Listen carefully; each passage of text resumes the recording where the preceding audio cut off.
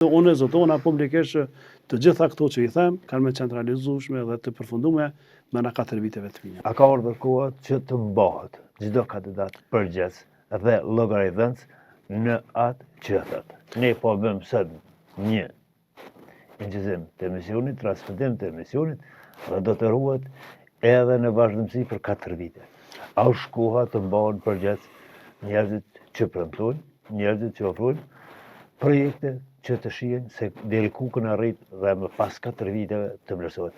Cili është premtimi dhe zotimi i zotit Rehat Rashiti lidhur me këto që i përmend?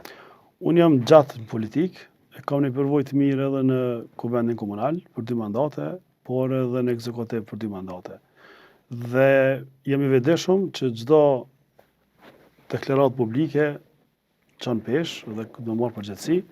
Prandaj unë nuk po e them që mos pakti, po kam kujdes dhe do të kem kujdes që mos të zotohem për punë që nuk mundem me kry.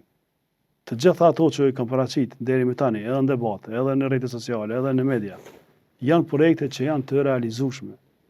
Sepse e kam vullnetin, e kam energjinë, e kam përgatitjen, e kam ekipin brapa meje që keme qeverisë bashkë, edhe ato që janë të paraqitura si zotimet tona kanë më realizu pa asnjë lloj dyshimi. Dhe nëse kishte pas problem të ndonjë natyre tjetër, sikur që është financimi i projekteve, është vështirë ndoshta edhe me mbajt këtë besimin e plot që kam se kanë më realizu.